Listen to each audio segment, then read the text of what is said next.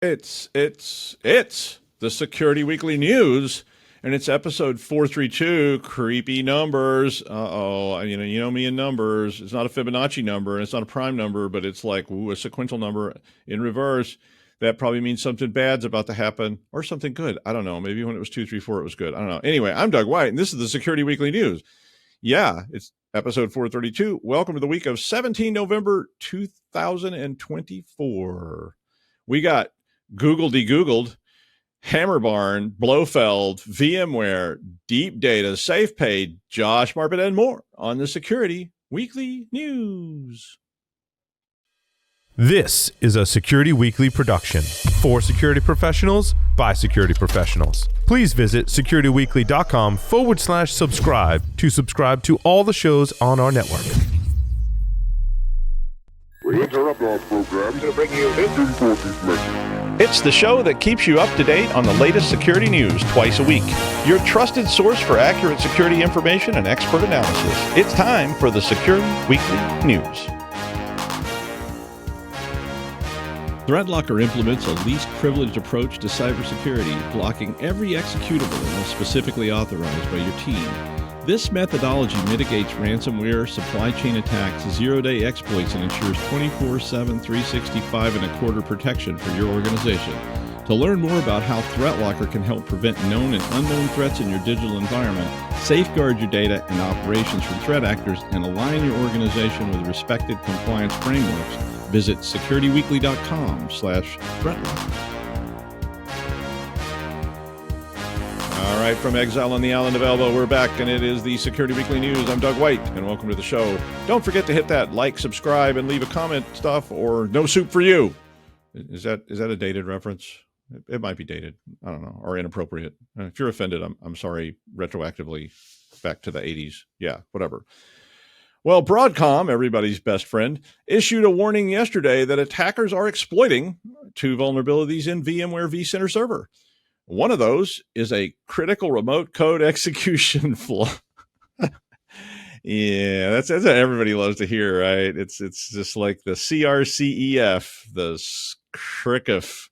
Yeah, well, I no longer get to use VMware since Broadcom, was like, sorry, we did away with academic licensing, so you don't have to worry about using it unless you'd like to pay some outrageous amount of money. I'm like, oh, yeah, it's okay, really. We'll just move on. Thanks. Anyway, TZL Security reported the remote code execution vulnerability in the Matrix Cup, which is a hacking contest in China, if you aren't familiar. And we always want to make sure hackers in China know how to get into all of our vCenter stuff. But it's a heap overflow weakness. Can you say Malik? And it's in the DCE RPC protocol implementation, and it affects products that contain vCenter, vSphere, VMware Cloud Foundation, which pretty much means everything, right? Now, the other flaw is if there was a perfect flaw combination that just gave you the essence of flaws, you could just breathe it in. Yeah, it's basically a privilege escalation flaw that allows escalation to root. So I'm like, wow, put these two things together, and yeah, you've got 1985. But wow. But security updates for both these vulnerabilities were released in September. But this new security advisory warns that, quote, the patch hasn't fully addressed the flaw. Just what you love to hear. And they're encouraging admins to put in place the new patches to replace the old patches, which didn't fully address the flaw. So, protect those VMware servers. Private VLAN, anyone? Bueller? Private VLAN? I mean, it's literally like my online name now, Private VLAN. Like, Leroy Jenkins. Yeah, exactly. Private VLAN. Yeah, that kind of stuff. All right. DeepData is a custom post-exploitation toolkit. Try saying that fast 3 times. And guess who's using it? Chinese attackers. Yeah, they're using it to exploit a zero-day vulnerability in Fortinet FortiClient, Windows VPN. And it allows you to steal credentials. Imagine that.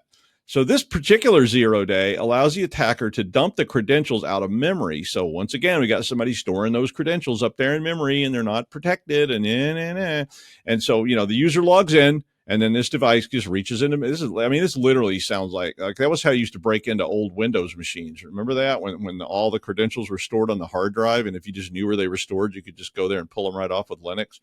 And people were like, "Wow, you must feel like a genius." And I'm like, "I am a genius. Yes, I am. Thank you very much."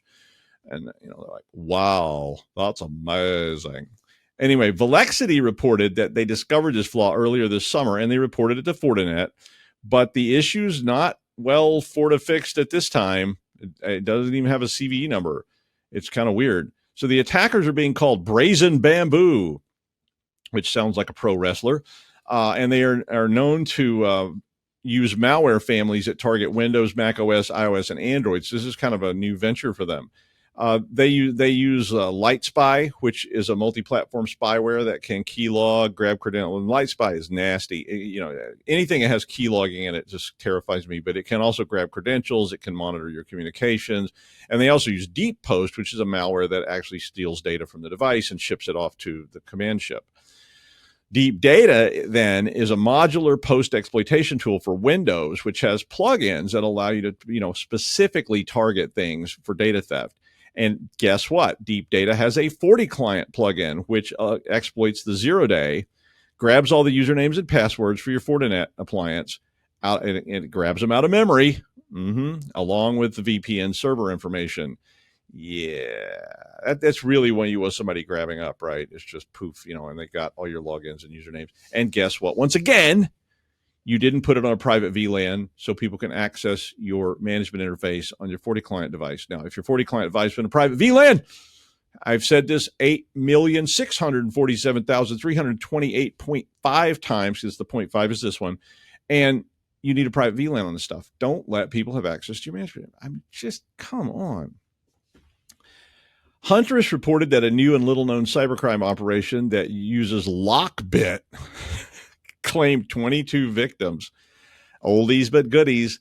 Remember when crime families were called Gambino and Corleone? Yeah, but not anymore. Now there's new crime families. Anyway, Huntress said that an obscure operation, which is called SafePay, is running these and targeting the article said its customers, and it's one of those bad uses of vagary. I wasn't sure, do they mean Huntress's customers, or they were targeting their own customers, or whose customers? But anyway, the SafePay ransom notes direct victims to a Tor leak site, and they also direct it to something on the Open Network. And if you've not heard of the Open Network, it's a community that's using tech designed by good old Telegram, where people go to hide. Which I always call Trollogram, but that's that name has now been taken over by Twitter. The Tor site listed 22 victims with leaks as of the 14th of November, but this is the best, but the Tor site had some vulnerabilities, and that allowed Huntress to index the download folder and find out more details about it. I love it when hackers get hacked. Huntress said that SafePay accessed endpoints via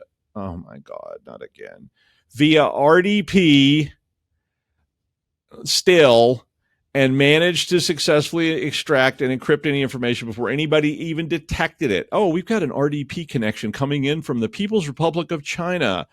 Yeah, that should be okay. Huntress said that the binary was based on Lockbit from 2022, but that they had embedded other techniques from Ink ransomware and Black Cat. So obviously they're just sort of script kiddieing it. I'm not going to call it script kiddieing because it's not really script kiddieing, but it's kind of like that, right? It's like take a whole bunch of tools and bolt them together. We'll call it Rube Goldberging. So they Rube Goldberg the whole thing. Well, there's a lot of details about what they did and how exactly they did it in the article, but I think our purpose here is let's remind ourselves as we enter the much dreaded holiday season, allowing people to RDP into your network without controlling that very, very, very carefully is just a bad idea. Is your TCP 3389 showing up right now on the interweb? Well, is it? Somebody's looking for it. Check your logs if you don't believe me. I mean, I have a dinky IP at a university private lab based internet port. I'm not running RDP, mind you. And, and I bet I could log 1 million scans of 3389 like a week with people that are looking for RDP. And, I mean, I don't know what they would get from me, like lose old Fortran code that calculates a Horn's test coefficient. Yeah, I hope you have that. Wait till you try to leak that on Tor.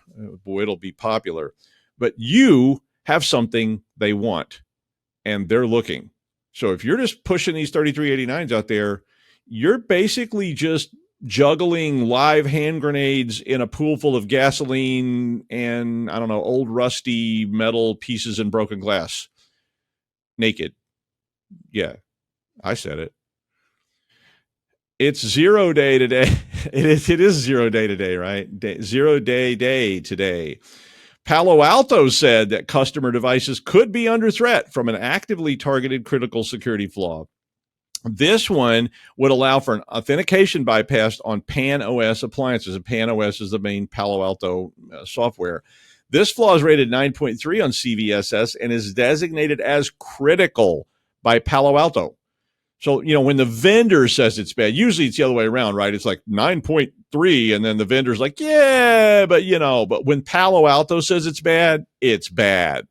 So as ever, Palo Alto recommends you patch immediately, but they do have some mitigations if you just can't patch. And I feel your pain. I mean, I get it. VMware is hard to patch. Network appliances are hard to patch. It's not just like Windows where you hit update and hope everything works afterwards. Oh, blue screen of death. But it is problematic when you have to bring your whole company down and go, well, we'll be patching on Saturday. I sure hope it works. And, yeah. So everybody just be ready. But, if your appliance management tools were in a private VLAN, well, it wouldn't be that big of a deal.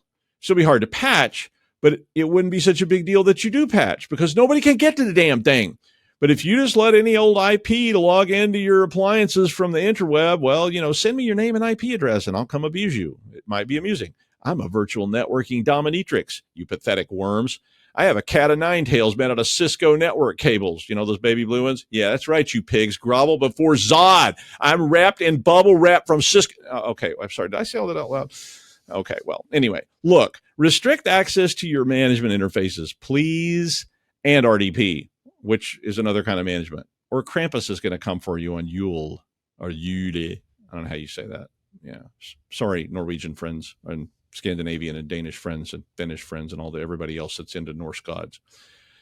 Bunnings Warehouse.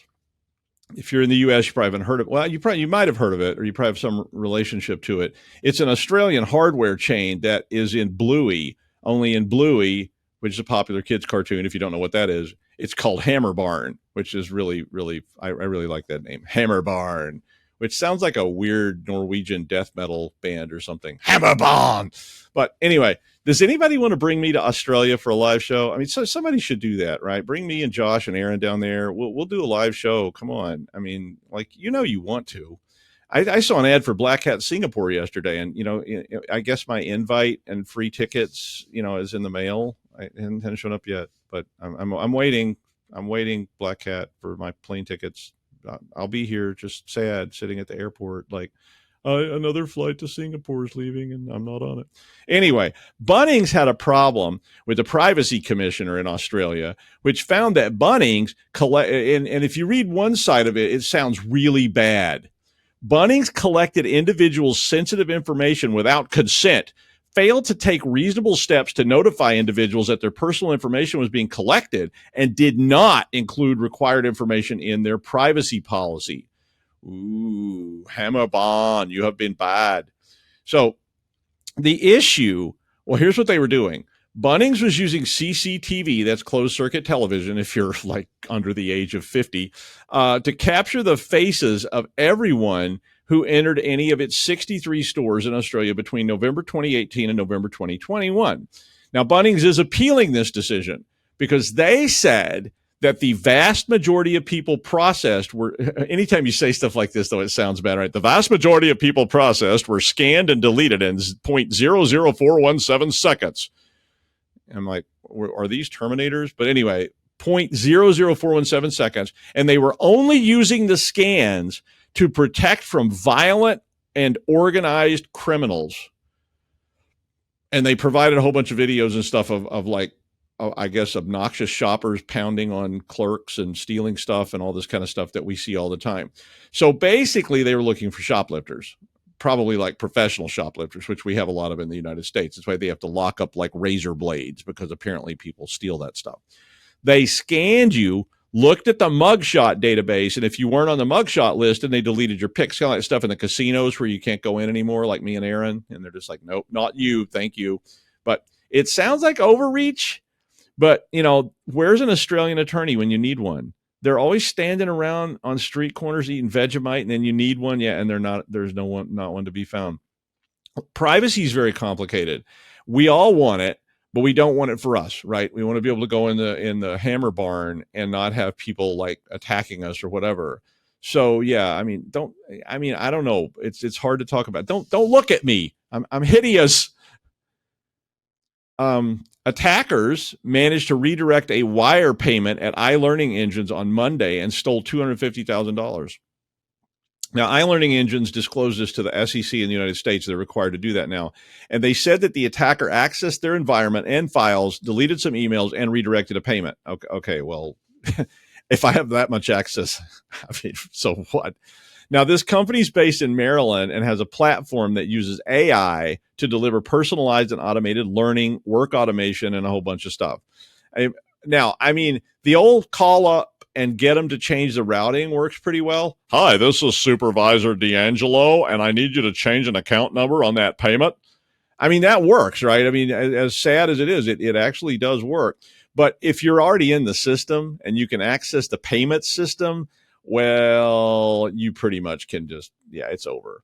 But I think this story should remind us all about access controls and process controls. Like, I worked for a place once, and I could literally sign off up to $10 million in that job, and it was based on my horrible, illegible signature.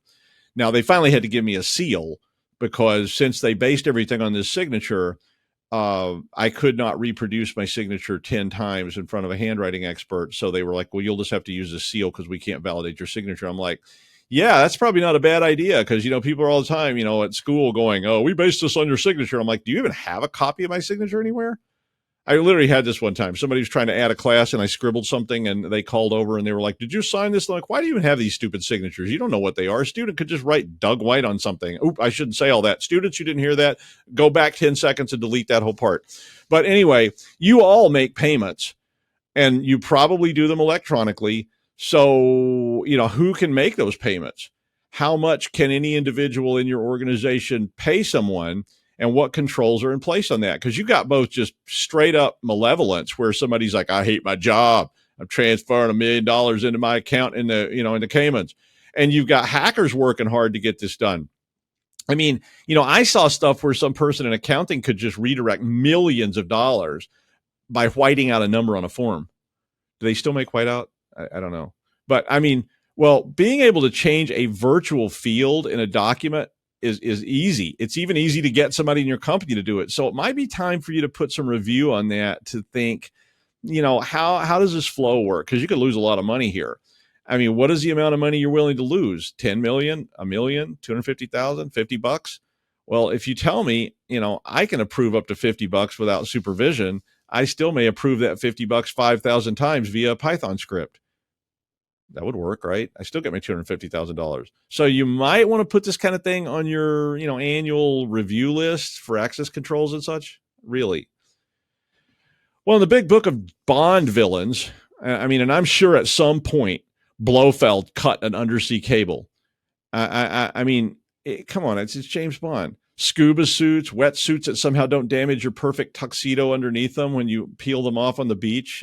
Undersea smoking. They probably did that in the 50s, right? Like Navy divers, but they have like a little tube. They got a water tube and they got a smoke tube so that, they can get a lucky strike while diving so they don't get the shakes. That sounds like the 50s, right? Baby cribs with built-in ashtrays. The good old days. Well, anyway, Germany's defense minister said that 2 fiber optic cables in the Baltic Sea were severed and that it was an act of sabotage. Da, da, da, da, da, da, da. Yeah. One of the cables connected Finland to Germany, and the other was between Lithuania and Sweden. These are pretty cool cables, right? You get for Germany, Finland, Lithuania, Sweden. Those are all really cool places. I might immigrate to Finland. It's really nice. And anyway, despite I'm not being paid by the Finnish Tourism Council, although I'm willing to take your money. Despite claims that the cables were damaged by something, and I think the guy that was reading this report had a kind of Russian accent, like moose and squirrels were ships dropping anchors. Yeah. They claimed that ships were dropping anchors and may have damaged the cables, but the German defense minister does not agree. It seems more likely somebody went down there, like Richard Keel went down there and bit the cables in two.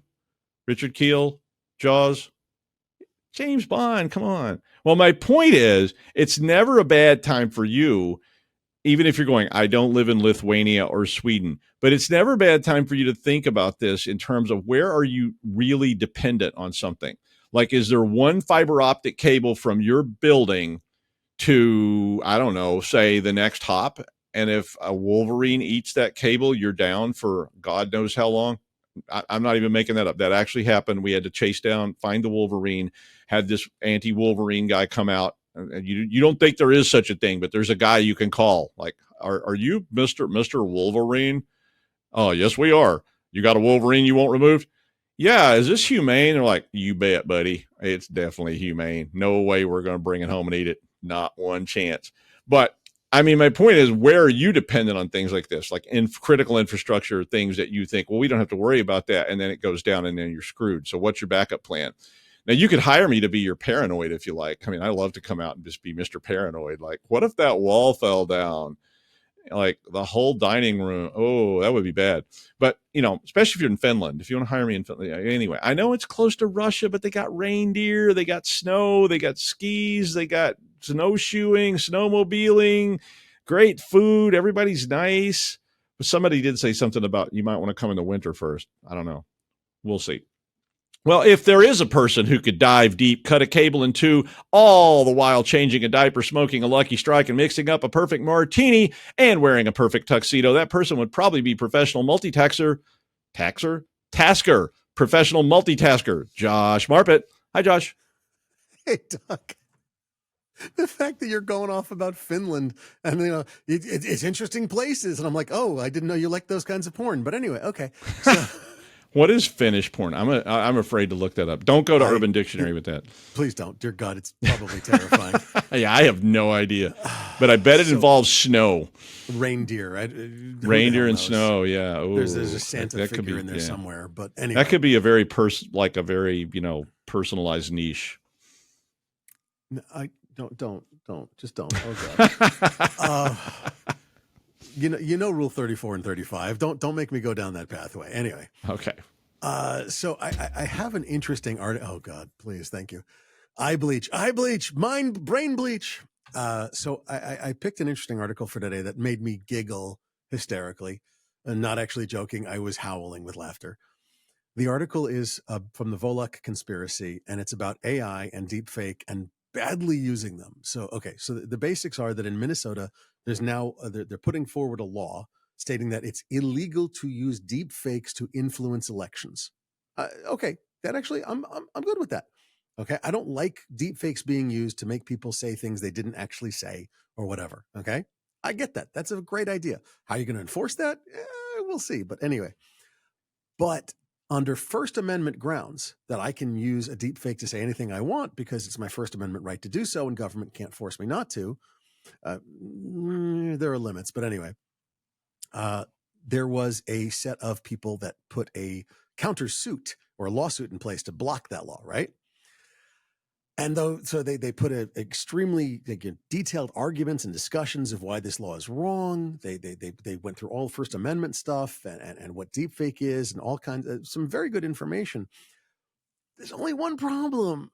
Some of their cited references don't exist, and it looks just like an AI hallucination. So you're talking about an anti-deepfake organization for First Amendment grounds that used an AI and didn't check the hallucinatory references that it provided to make that anti-deepfake argument. Now, if that doesn't make your head spin and make you just giggle just a little bit from the silliness legality of it, I don't know who you are, but you're definitely not one of my friends. But if you think about it, if you're going to use AI for legal motions and legal pleadings, you should really check your references. And this also goes, by the way, to a wider story, which is that AI is not perfect.